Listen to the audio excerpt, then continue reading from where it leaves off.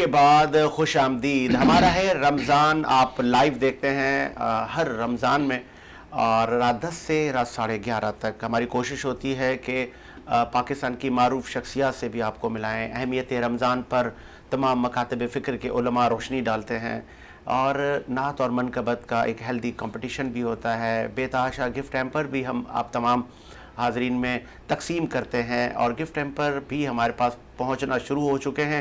आबिद मजीद गोडेल साहब, आप सीईओ हैं मरकरी इंडस्ट्रीज़ के, उनके बेतहाशा गिफ्ट हैम्पर हमारे पास पहुंच चुके हैं और पहुंचेंगे, अभी और पहुंचेंगे।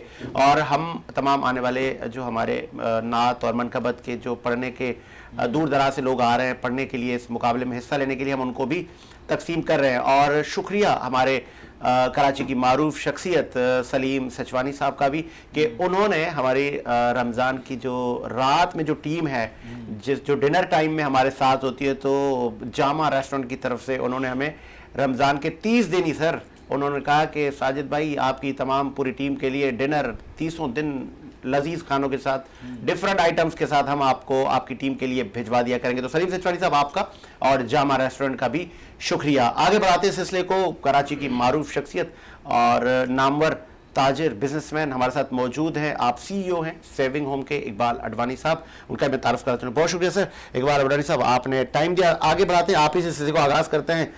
माह मुबारक महीने में पूरी दुनिया में आपके बिजनेस हैं, आप भी पाकिस्तान आए कि अपने धरती अपने वतन में रमज़ान को सेलिब्रेट किया जाए। आते ही इस रमज़ान में एक कैंपेन चलाई गई समाजी लोगों की तरफ से, फ्रूट पर बायकॉट, नहीं लेंगे महंगा फ्रूट। फिर उस पर अच्छा मतलब ये कि अवामी रिस्पॉन्स आया, और अब जाके फ्रूट की कीमतें कंट्रोल हो गई। तो और अगर ये पूरा ही साल ऐसे चलता रहे तो फिर पेट्रोल प्राइसेस भी शायद ना बढ़ें, दीगर चीज़ों पे प्राइस भी ना बढ़ें, और एक बड़े बेहतरीन स्मूथली हमारी इकनॉमी जा सकती है। क्या कहेंगे सर? बहुत अच्छा। देखिए, बाइकआउट तो काफ़ी चीज़ों का होना चाहिए, लेकिन बदकिस्मती से नहीं होता। लेकिन अच्छा है जो भी रमज़ान के हवाले से अगर फ्रूट का बाइकआउट किया और उसकी वजह से आपको लगता है प्राइस कम हो गई है। नहीं, सिर्फ फ्रूट की, सिर्फ फ्रूट की। और कल एक नाखुशगवार वाकया भी आया सर, निजी टीवी की टीम पर हमला हुआ है फ्रूट माफिया की तरफ से, वो कवरेज कर रहे थे। लेकिन प्रॉब्लम ये भी है ना कि हमको टारगेट करना चाहिए उन लोगों को जो प्राइस बढ़ाते हैं या जिसको मेन प्रॉफिट जाता है। मैंने यहाँ पर जितना भी नोट किया है, टारगेट उन लोगों को नहीं किया जाता है, ज़्यादातर टारगेट उनको किया जाता है जो बेचारे रिटेलर होते हैं, छोटे छोटे ताजिरों का क्या कसूर। अब एक रेहड़ी वाले को मारना शुरू कर देंगे तो उसका क्या इतना प्रॉफिट नहीं है, उसको तो मिलता आगे से महंगा है। तो अगर आपने टारगेट करना है तो उनको टारगेट करें जो मेन मुनाफा ले रहे हैं। हम जिनको टारगेट करते हैं मुझे लगता है वो मेन मुनाफे वाले नहीं है, उनका तो वही मुनाफा होता है एक परसेंटेज के जो वो कर रहे हैं। हम छोटे छोटे यानी रेहड़ी वाले या छोटे छोटे फ्रूट की जो दुकान है इनको टारगेट कर लेते हैं। ये तो आगे से माल उनको मिलता ही महंगा है। तो यानी मतलब हमारे यहाँ प्रॉब्लम ये है कि हम लोग यानी जिसको टारगेट करना चाहिए वहाँ तक तो किसी के हाथ पहुँचते नहीं है। अब जो शुगर हो गई, शुगर के लिए हम लोग बाइकआउट अगर शुरू कर देंगे तो क्या ये छोटे छोटे जो रिटेलर हैं उनका कोई कसूर है? अभी इन पे जुर्माने हो रहे हैं जो कि आप चीनी इतने की बेचो, 70 रुपये की बेचो, 60 रुपये की बेचो या 75 की बेचो, उनको आगे से ही महंगा मिल रहा है तो वो बेचारे कहाँ से बेचेंगे? तो मकसद कहने का ये, हमारे यहाँ जो भी बाइकआउट भी किया जाता है बाज़ बार तो मैंने नोट किया है उन लोगों को टारगेट किया जाता है जिनका कोई कसूर नहीं होता। अच्छा, अगर आप उनको बाइकआउट करें या उनको टारगेट करें, उनको सज़ा भी देनी चाहिए, सिर्फ बाइकआउट नहीं, उनको सज़ा भी देनी चाहिए जो इसमें प्रॉफिट गेन कर रहे हैं। ये अब छोटे छोटे लोगों को पकड़ के मुझे लगता है तो इससे तो कभी भी आपने पाकिस्तान की तारीख में पहली बार देखा, चूँकि ये वैसे तो रमज़ान की नशरियात है, लेकिन चूँकि आप पूरी दुनिया में आपके बिजनेसेस हैं और इकनॉमी पर बड़ी गहरी नज़र है आपकी, पाकिस्तान की जो पॉलिटिकल स्ट्रक्चर है उस पर भी आपकी गहरी नज़र है। आपने कहा छोटे छोटे लोगों के घेरा तंग होता है, तो बड़ी मछलियाँ सर इमरान खान साहब ने सारी जेलों में डाली थी ना अडवाणी साहब?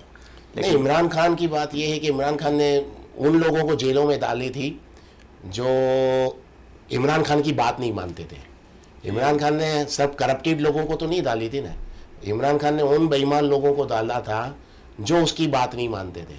वो जो बेईमान लोग इमरान खान के साथ खड़े थे उनको तो इमरान खान ने नहीं डाला, शेख रशीद को तो नहीं डाला, अच्छा, परवेज इलाही को तो नहीं डाला। अच्छा, तो इन लोगों के ऊपर कैसे कैसे केसेस है। ये जो जितने भी जो थे आप देख लें, बाबर एवान वगैरह, फवाद चौधरी वगैरह, हाँ, तो ये सब भी तो इन चीज़ों में इन्वॉल्व रहे हैं, तो इनको कभी नहीं डाला। इमरान खान सिर्फ उनको ही जेल में डालता है इमरान खान उनको ही चोर बोलता है, उनको ही बेईमान कहता है जो इमरान खान की बात में हाँ में हाँ नहीं मिलाते, या वो पीटीआई जो ज्वाइन नहीं करते। जलसे को अप्रिशिएट करेंगे, जो मीनार पाकिस्तान के जलसे को, जो पीटीआई को ज्वाइन कर लेता है वो बेईमान नहीं है, फिर वो धुल जाता है, वो यानी समझो उम्रा कर लिया, हज कर लिया, पीटीआई अच्छा। बाकी रहा आपका सवाल, जलसा अच्छा जलसा था, आप इसको अच्छा जलसा बोल सकते हैं, अच्छा क्राउड था, है ना। लेकिन उसकी वजह मैं आपको ये भी बताता चलूँ, अगर आज खान साहब की जो मकबूलियत है वो खान साहब के अपने कुछ ही काम पे नहीं है। आप इनसे कहीं भी पूछें कि भाई आप लोगों ने 4 साल हुकूमत की, आपने कौन सा अच्छा काम किया, इनके पास अपना कोई अच्छा काम बताने के लिए नहीं है, इनको दूसरों के काम बताने के लिए है कि देखो ये चोर है, ये डाकू ये है। और आज अगर खान साहब की मकबूलियत है, उसकी वजह ये नहीं है कि खान साहब ने जो 4 साल इनको गवर्नमेंट मिली थी उसमें अच्छा काम किया था, नहीं, ये जो नई गवर्नमेंट आई है ना, वो उससे कुछ काम नहीं हुआ। उनके दौर में महंगाई उस नेश पे पहुंच गई कि अब लोगों के पास ऑप्शन नहीं है, क्योंकि ये 14 जमातों की एक पार्टी बन गई, तो सब जमातें तो इसमें आ गई, तो सब जमातें एक तरफ हो गई, और उन्होंने उनके दौर में महंगाई इतनी हो गई कि आम आदमी के पास अगर चॉइस अगर वोट की है तो कोई तो दूसरा तो कोई है ही नहीं, तो खान साहब है, तो खान साहब की मकबूलियत बड़ी है उनकी बैड परफॉर्मेंस की वजह से। आगे बढ़ते सर, आपने देखा कि न सिर्फ समाजी लोग बल्कि पाकिस्तान की और स्पेशली कराची की बड़ी बड़ी एनजीओज इफ्तारी का बंदोबस्त कर रही हैं, फिर बहुत सारे बड़े नाम हर फुटपाथ पर, हर चौरंगी पर लोगों को खाना खिला रहे हैं।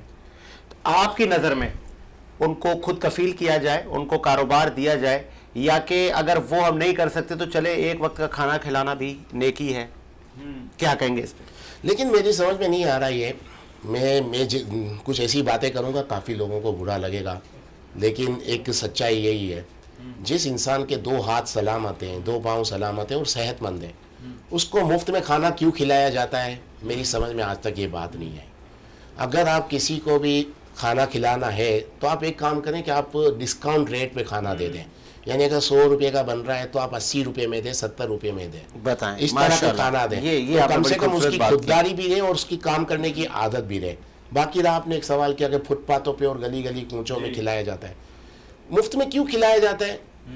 इसका मतलब ये है कि आप अपने लोगों को काम करने की सलाहियत खत्म करना चाहते हैं। एक वक्त ऐसा आएगा कि सब मुफ्त में खाना खाएंगे और काम नहीं करेंगे। सर गाड़ियां बड़ी बड़ी करोलाएं रुक के वो खाना खा रही है सर, और वो खुद कह रहे हैं कि आप आए, हम आपको छोटा बड़ा गोश्त देंगे, हम आपको हिरन का गोश्त देंगे, शुतुरमुर्ग का गोश्त देंगे, तो सर सब आएंगे ना सर? नहीं, तो मैं यही तो समझा रहा हूँ कि आप खाना दें, डिस्काउंट पे दें, सबसे बेस्ट। और अगर आपने खाना ही देना है तो फिर आप एक बड़े बड़े वेयर हाउस ले लो और वहां पर सिर्फ लोडिंग ऑफ लोडिंग करवाओ उनसे, और यहाँ माल डालो और माल उतारो, ये टोकन लो और हमारी फला जगह से आप खाना खा लो।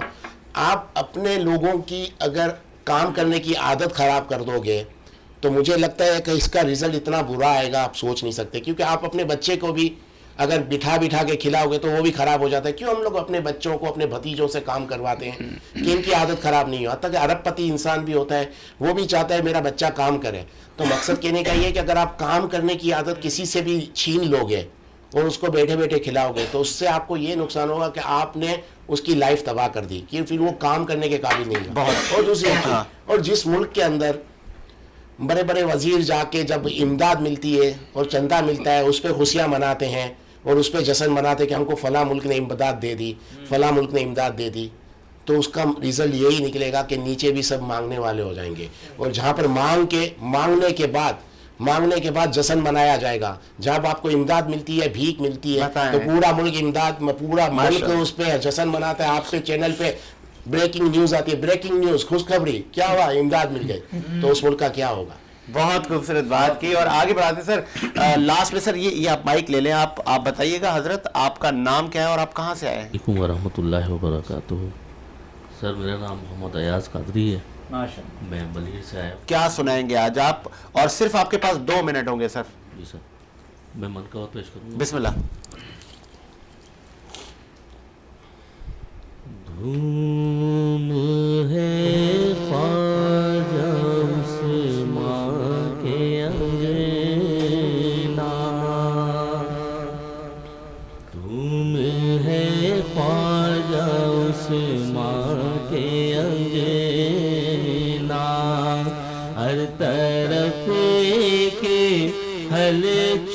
मची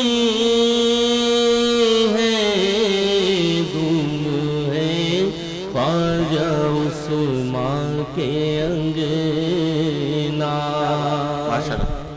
धूम है ख्वाजा उस्मान के अंगना, हर तरफ के हलचल मची है, नूर की बारिशें हो रही है, नूर की बारिशें हो रही है, मेरे ख्वाजा पिया की छठी है, नूर की बारिशें हो रही है, बट रहा है तेरे दर से ख्वाजा,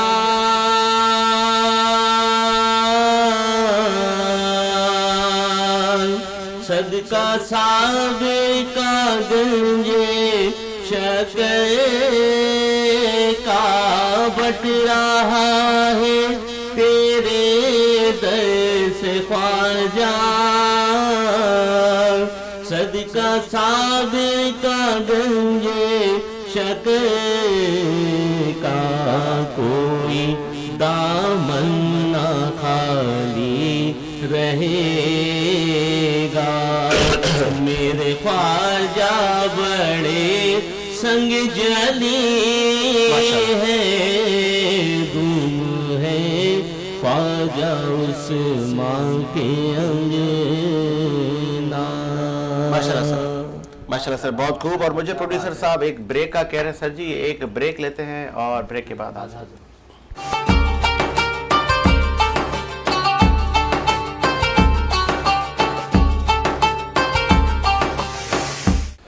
ब्रेक के बाद खुश आमदीद। हमारा है रमज़ान में, आप हमें लाइव देखते हैं रात 10 से रात 11:30 तक। अब बगैर टाइम ज़ाया किए आगे बढ़ाते हैं इस सिलसिले को, और मारूफ शख्सियात हर रोज़ हमें ज्वाइन करती हैं। आगे बढ़ाएंगे इस सिलसिले को, और मैं पहले चाहूँगा कि अडवाणी साहब से एक सवाल पूछे जिसकी हमें लाइव प्रोग्राम में सिफारिश हुई है। फिर मैं आता हूँ सियालवी साहब के पास। सर, मुआशरा जिस सिमत जा रहा है, क्या रमज़ानुल मुबारक में जो जो अहकामात नबवी हैं, जो जो दीन इस्लाम ने हमें अहकामात दिए हैं, उसी तरफ गामजन है, या कि वो कहते हैं ना सिर्फ सुर्खी पाउडर ही चल रहा है? देखिए, ये तो आपने बता ही दिया क्या चल रहा है, कि अगर देखा जाए तो हमारे यहाँ रमज़ान में देखा जाए आपको तो सबसे ज़्यादा प्राइज़ें रमज़ान में बढ़ाई जाती हैं, आपने नोट किया होगा। और जो ज़्यादा प्राइज़ें बढ़ाते हैं वो मस्जिद में भी ज़्यादा नज़र आते हैं। बताएं, वो हजरा भी ज़्यादा करते हैं। हाँ, और सबसे ज़्यादा वही आगे आगे आपको नज़र आएंगे। जब आपसे बाहर मिलेंगे तो सबसे ज़्यादा एडवाइस भी आपको वही करेंगे, नमाज के हवाले के और दीन के हवाले से सब कुछ करेंगे।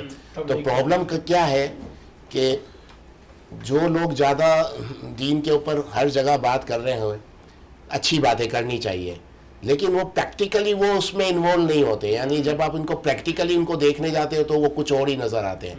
तो जब ये ढोंग अगर सोसाइटी में हो जाता है ना, कि जिन्हें आप यूँ समझ लें एक, यानी हम लोग ज़्यादातर मौलवियों के बारे में बुरा भला बोलना शुरू कर देते हैं। आपने देखा होगा कि मौलाना ऐसे, मौलाना ऐसे। मौलाना ऐसे नहीं है, प्रॉब्लम ये चोरों ने दाढ़ी रख ली है। प्रॉब्लम तो मतलब चोरों ने दाढ़ी रख ली है, तो फिर उस वजह से वो धोखा बनता जा रहा है, जिसकी वजह से सोसाइटी में कल्चर यानी एक सोच इतनी अलग हो जाती है, तो फिर उन लोगों को गलत नजर से देखा जाता है।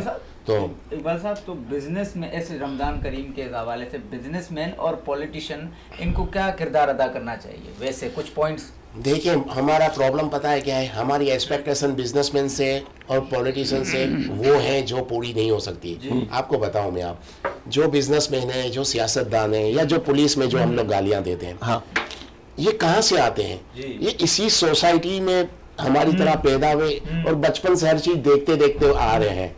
तो जो इन्होंने देखा है, जो इन्होंने फेस किया है, तो वही पुलिस में आ रहा है, वही जज बन रहा है, वही बिजनेसमैन बन रहा है, वही सियासतदान बन रहा है। तो जो हमारा माहौल है, जो चीजें हैं, तो वो चीजें उसमें भी तो होंगी। तो प्रॉब्लम किसी एक तबके में नहीं है, हम सियासतदान को टारगेट कर रहे हैं या बिजनेसमैन को या पुलिस को। देखा जाए तो इनको टारगेट करने का मकसद नहीं, हमको अपने पूरे सिस्टम को चेंज करना पूरा बेसिकली स्ट्रक्चर हमारा खराब है। आप सिर्फ, हम लोग सियासतदान को गाली देते हैं, हम लोग उसको गाली दे देते हैं, उसको बोलते हैं बुरा बुरा, बड़े बड़े लोगों को टारगेट करते हैं।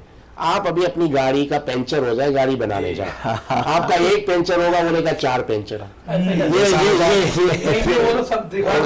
आप किसी को अपनी गाड़ी दें बनाने के लिए, देखेगा वो बहुत ज्यादा काम है, 2 दिन रखनी पड़ेगी जी। अच्छा चलिए रख ले, वो सिर्फ एक छोटी सी प्रॉब्लम होगी, उसको सही करने रख भी दी, 2 दिन बाद बंदा आएगा बहुत काम था भाई इतने। तो मकसद कहने का ये है कि हमारा पूरा स्ट्रक्चर खराब है। एक छोटा से छोटा आदमी दूध में करप्शन मिलाता है, छोले वाले के पास चले जाओ, पंचर वाले के पास चले जाओ, तो हमारा पूरा सिस्टम खराब है। लेकिन अब उसी में से, वही उन्हीं में से एक सियासतदान बनेगा, उन्हीं से उसी स्कूलों में पढ़ के एक पुलिस में आएगा, जज बनेगा। और फिर हमारा प्रॉब्लम क्या है, फिर हम उनसे एक्सपेक्टेशन करते हैं, उनको माहौल, हमने उस माहौल में इनकी परवरिश हुई है, जिस माहौल से जो चीज बनेगी, और बाद में हमारी एक्सपेक्टेशन सबसे रॉन्ग है। बिजनेसमैन से भी पहले बिजनेसमैन नहीं बन सकता, होनेस्ट हो ही नहीं सकता। होनेस्टी करता करते उसको लगता है कि मैं होनेस्ट बनूं, होनेस्ट बन जाऊंगा तो बिजनेस नहीं कर पाऊंगा। और पाकिस्तान में ये सच्चाई भी है, ईमानदार आदमी के लिए पाकिस्तान में कुछ भी नहीं है। ईमानदार आदमी को बहुत प्रॉब्लम होती है, बहुत तकलीफ होती है, घर से बीवी बच्चे निकाल देते हैं भाई उसको, भाई तुम किसी काम का नहीं है। आपने नोट किया होगा ना, कितने पुलिस वाले हैं ऐसे जो ईमानदार थे, लेकिन उनको घर में ताने क्या मिलते थे, आप SHO देखो, उस SHO के पास घर में कलर टीवी है, उसके पास गाड़ी है, आपके पास क्यों नहीं है? आप भी SHO हो, बीवी बच्चे उसको इतना तंज मारते थे कि वो भी करप्टेड हो गया। तो अच्छे लोग को भी हमारी सोसाइटी में इस तरह के ताने मार मार के, या इतनी प्रॉब्लम उसको फेस करनी पड़ी कि वो भी सिस्टम का ऐसा होगा। आगे बढ़ाते सर, सैलवी साहब, मैं चाहूंगा कि खवातीन का बड़ा किरदार है दीन इस्लाम में, इस पर मैं चाहूंगा कि एक मुख्तसर कैटेगोरिकली बताएं। देखें, दीन इस्लाम ने औरत को बहुत बड़ी इज्जत अता की है।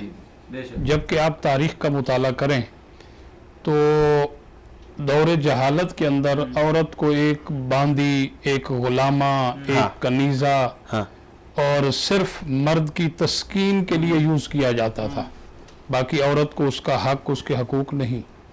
ये दीन इस्लाम ने औरत को औरत के हकूक अता किए। और आप देखें, इस्लाम की तालीमात हमें बताती हैं, अगर औरत माँ है तो उसके कदमों के नीचे जन्नत है। बेशक बेशक। अगर औरत बहन है तो हदीस रसूल कहती है कि वो बहन जब अपने भाई के लिए दुआ करती है तो अल्लाह उसकी दुआ का रद्द नहीं करता, बल्कि अल्लाह की बारगाह में कबूल होती है। माशाअल्लाह। और अगर औरत बेटी है तो फरमाया कि अगर बेटी की परवरिश की, और परवरिश करने वाले के लिए अल्लाह के नबी ने फरमाया कि कल क़यामत के रोज उस बेटी की परवरिश करने वाला और मैं इस तरह होंगे जिस तरह ये 2 उंगलियां मिली हुई है। माशाअल्लाह। और अगर औरत बीवी है तो फरमाया कि हुन्ना लिबासुल लकुम व अंतुम लिबासुल लहुन्ना, क्या तुम्हारा लिबास है और तुम उसका लिबास हो। बहुत खूबसूरत बात की आपने। आप हजरत पहले अपना नाम बताएं, आप कहाँ से आए? मेरा नाम मोहम्मद अवैज़ अली कादरी है। अवैज़ कादरी। बिस्मिल्लाह सर, 2 मिनट है आपके पास। हश्र में खुद को जो देखूंगा बिखर जाऊंगा, हश्र में खुद को जो देखूंगा बिखर जाऊंगा,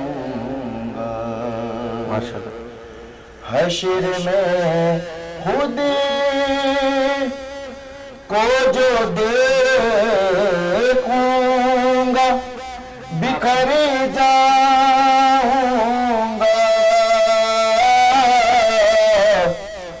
बिखर जाऊंगा, अपने गए ना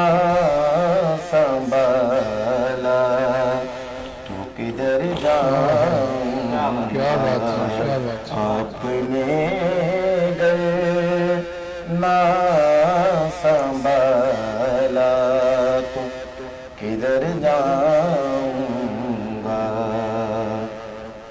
इतना मानो से वो आका मैं तेरे कदमों से, इतना मानो से वो आका मैं तेरे कदमों से, इतना मानो से वो आका मैं तेरे कदमों से, मैं तेरे कदमों से, मुझको कदमों से किया दूर तो मर जाऊंगा।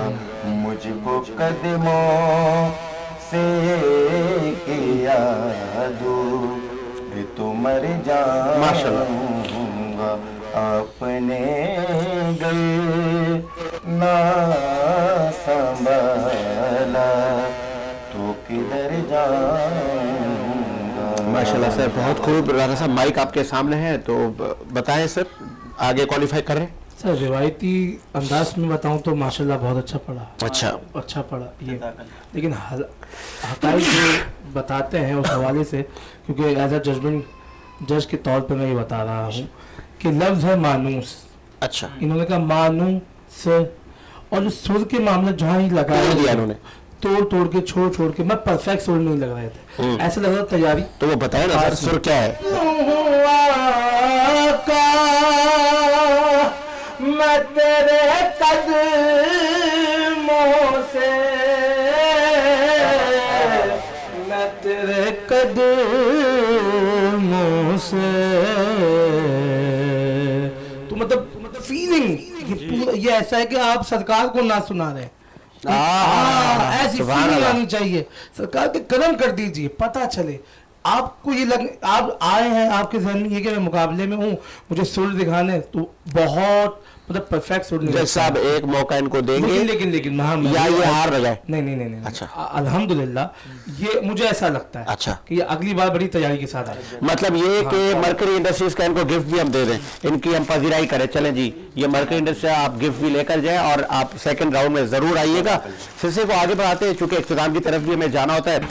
अडवाणी साहब, सोसाइटी को क्या मैसेज देंगे आप, कि आपने चूंकि कहा कि सिस्टम में ही तब्दीली लानी होगी, तो वो सिस्टम में तब्दीली लाने के लिए किन किन चीज़ों पे हमें काम करना है तो ही ये तब्दीली आएगी, और संजीदा भी है ये कौम?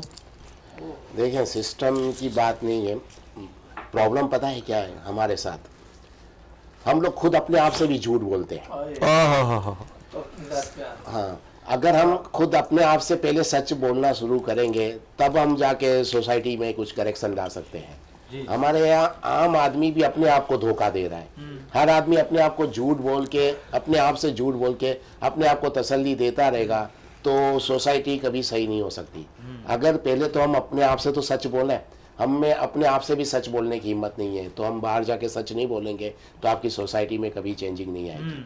बाकी रहा कि ये तो मैंने जो बात की है तो मुझे लगता है काफ़ी डिफिकल्ट है पाकिस्तान के लोगों के हवाले से कि अपने आप से सच बोले। आपने यहाँ सच देखा है, हर आदमी अपने आप को, आप कैसी भी बात कर दें, किसी को भी कह दें कि ये चीज़ गलत है, उसने नहीं मानना। यहाँ आप किसी से कोई बात मनवा के दिखा दें, कोई अपनी गलत चीज़ को कभी एक्सेप्ट करता नहीं है।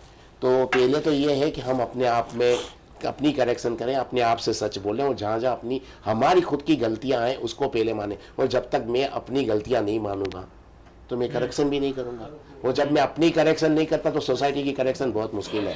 हर आदमी को पहले अपनी करेक्शन करनी चाहिए। एक तल्ख सवाल मुझे ऊपर से भेजा गया है सर, कि अडवाणी साहब से कि ये तल्ख सवाल भी कर लें कि अगर पॉलिटिशियन हजरात अपना हिस्सा नहीं डाल रहे सच्चाई का, क्या ताजिर जो नेशनल इंटरनेशनल जिनकी इंडस्ट्रीज हैं, हज़ारों एम्प्लॉयज़ हैं, क्या वो जब उनको प्रॉफिट होता है तो वो बेनिफिट एम्प्लॉयज को देते हैं?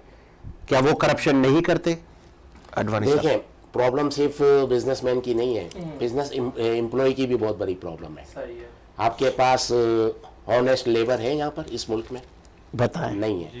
ऑनेस्ट लेबर भी नहीं है। ऑनेस्ट बिजनेसमैन अगर कोई बन भी जाता है, अगर वो ऑनेस्टी से काम करता है, तो उसको यहाँ पर ऑनेस्ट एम्प्लॉय नहीं है।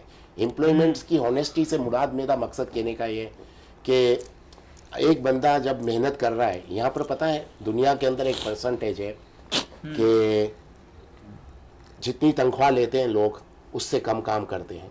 अच्छा। समझे, 40% लोग ऐसे हैं और 45% लोग ऐसे हैं कि जितनी तनख्वाह मिलती है उतना ही काम करते हैं, और 15% लोग ऐसे हैं कि जितनी उनको तनख्वाह मिलती है उससे वो ज़्यादा काम करते हैं। ये दुनिया का सर्वे है। अच्छा।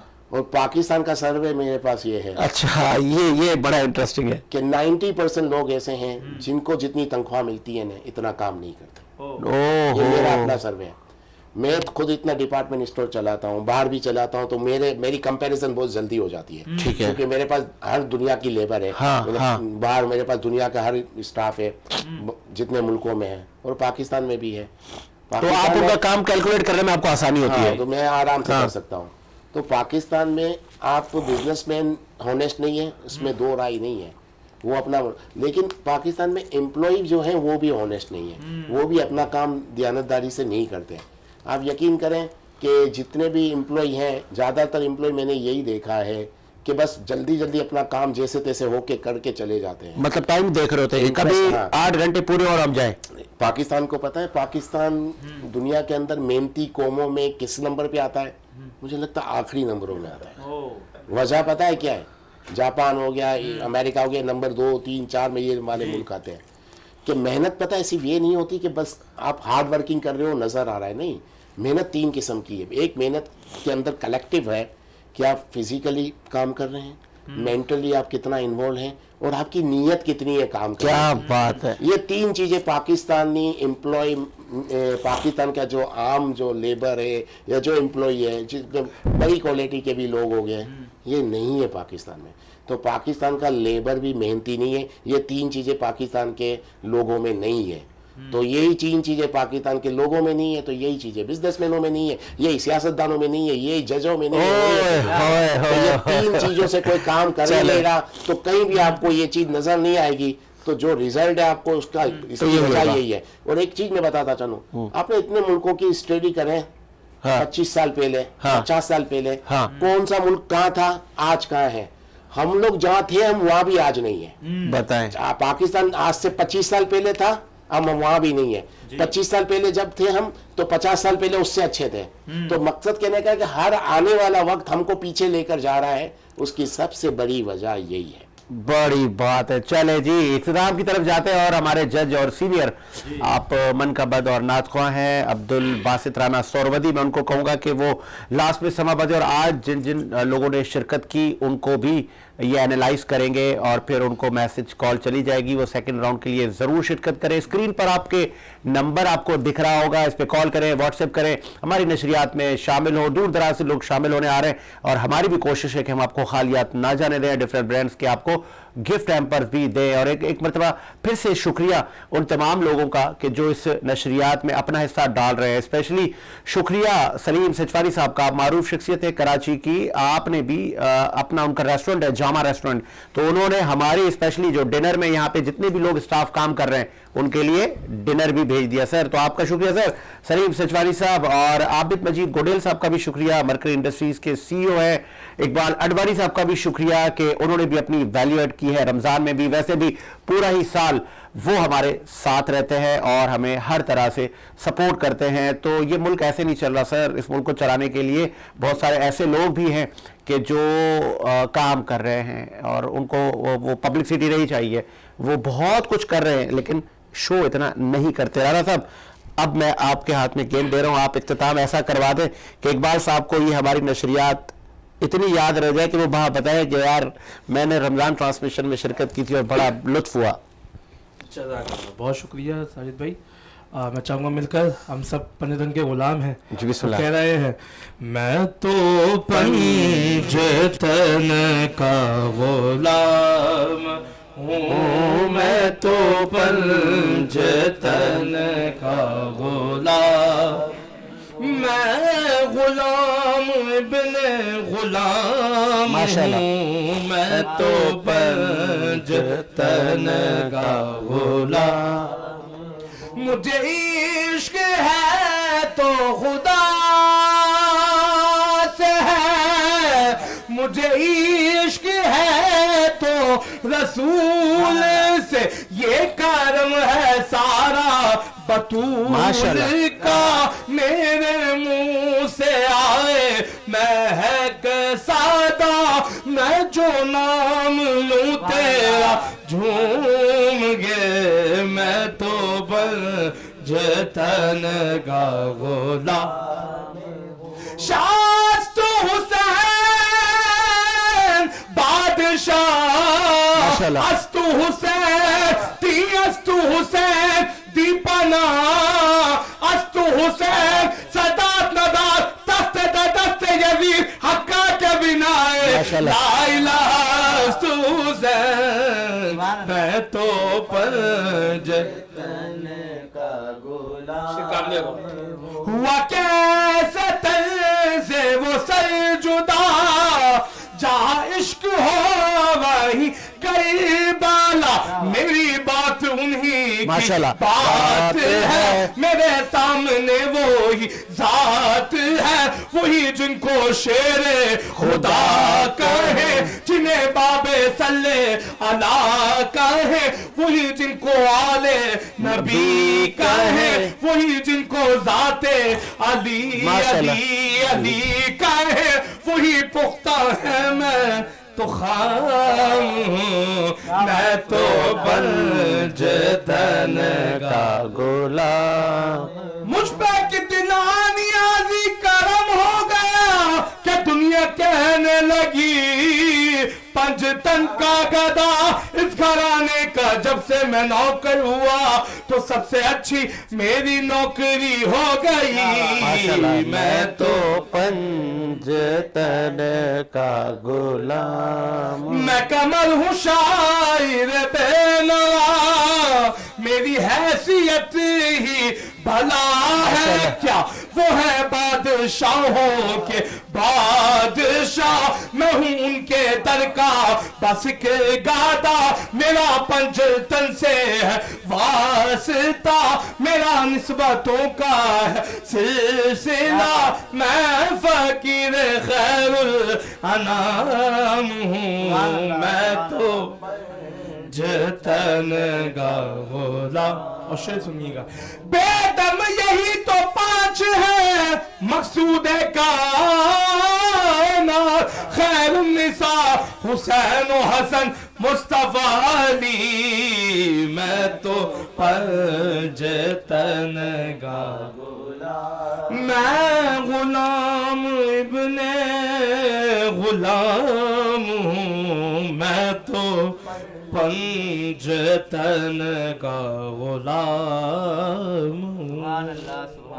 बहुत शुक्रिया अब्दुल बासित राना सोरवदी। और इसी उम्मीद के साथ कि मेरा मुल्क शादो आबाद रहे, मुझे साजिद हुसैन और मेरी टीम को इजाज़त दीजिए। आपसे मुलाकात होगी कल रात 9 बजे भी मुलाकात होगी और 10 बजे भी होगी। तो हम 9 बजे से लाइव होते हैं और आप तमाम देखने वालों का भी शुक्रिया कि दूर दराज से आप हमें कॉल्स कर रहे हैं। स्क्रीन पर नंबर मौजूद है, हम आपको इंटरटेन करेंगे, आपको बुलाएंगे और आप में अगर टैलेंट है तो आप मनकबत पढ़ें, नाते रसूल मकबूल पढ़ें, हम पढ़ें और हम आपको इनामात से भी नवाजेंगे। मुझे बिलाल को इजाज़त दीजिए। अल्लाह हाफ़िज़।